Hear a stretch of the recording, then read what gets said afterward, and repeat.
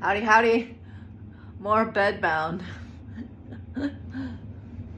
uh, my bed's a little soft. So, as we build our movement efficiency and our movement competence and bring awareness, conscious awareness to the fact that we've really lost efficient movement.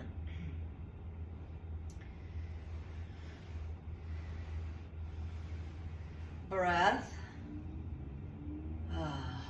And I like to kind of brush the ribs down.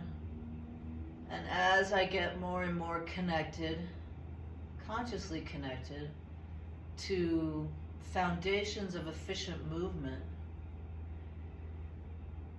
how the diaphragms, and we could even, if we're kind of focused on the core as this, but really I like to talk about the core from the middle of the earth to the stars. And then as I'm brushing, give it a little swirl, because we are asymmetrical. We have traumas in our bodies that have created asymmetry, physical, emotional, spiritual, and moved us away from efficient movement from a very early age. For me, it was 4. So if you're non-weight bearing because of an ankle, be sensitive to what's enough, but you can start kind of pulling the leg out and maybe setting the foot in a standing position for like a moderate weight bearing mobility. I'm realizing that you can't see this. Anyway, it's kind of nice to drop your head off the bed. And it actually brings this whole different level of awareness for core. So I like to think of it as from the middle of the earth to the stars, but we're laying down right now. Little arm loosening, shoulder, nice and easy. You can kind of mock up how you might be crawling on the ground, which gives more core engagement.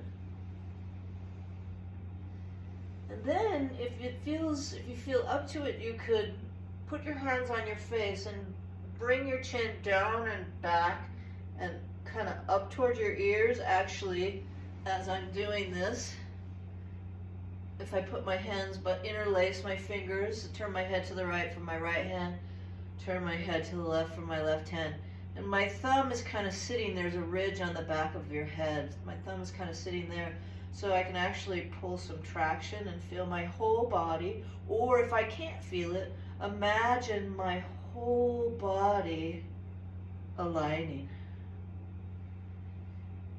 Breathing in, breathing out. Now as I traction this time, it'll have a little asymmetry, which helps my shoulders come into the socket more, also known as centration, connected. So we've been losing efficient movement from our very first traumas, and I don't know if I mentioned this already. I almost drowned when I was 4. Flew over the handlebars when I was 7. And, my dad wasn't all that either. He wasn't all that present, even though he was around. And what I've realized as I'm doing the inner work is I adored him. Yeah, I adored him. And he wasn't there. Now, as an adult, I realize he too was wounded. So the journey of having compassion and forgiveness, brushing, swirling, asymmetry, feeling ourselves, little traction, little breath, and then I'm going to come back to my head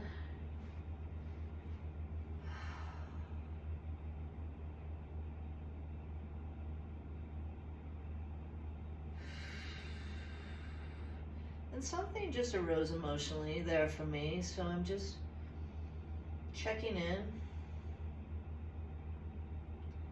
A little traction off my head. And now I'm going to do a little bit of a connection in this organizing system. So I'm going to traction a little bit and then just barely lift off. And what I feel is in the back of my body and my glutes, they kind of go narrow in the back. I get long and wide in the front and narrow in the back. And that's one of the cues that I give people for building their movement efficiency, their movement confidence, because we've lost a lot of it and we didn't know it. And then we become aware of how inefficient we're moving, and it might show up in many ways. We limp, we have a nagging pain here, it goes away. And so we start to become more consciously, if you will, incompetent. We know we are not moving efficiently, and we all journey differently to that. And then the practice of returning to efficient movement needs consciousness. We could use the word mindful, we could use the word paying attention.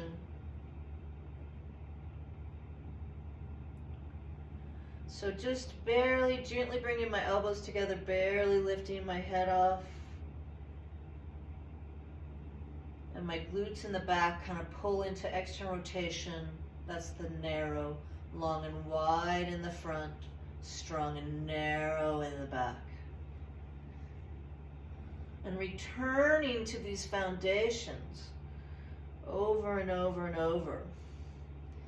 And having the head off the bed like this really gave it a different awareness. So I was going to do a lot more, but that really feels like enough, because something came up for me emotionally, breath-wise, but I do got to get up. So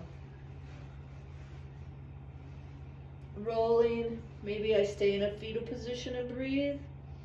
Yeah.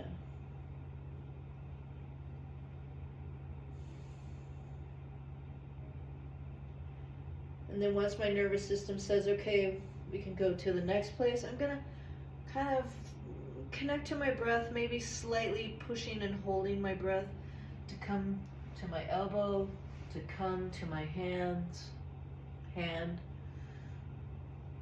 Take my one hand, pull my rib up, breathe into my hip here, transition to crawling.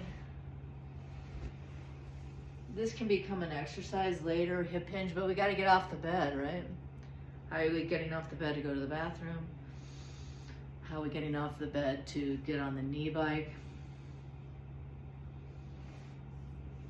So I'm just going to kind of imagine that if my right leg needs to be on the knee bike, this is interesting.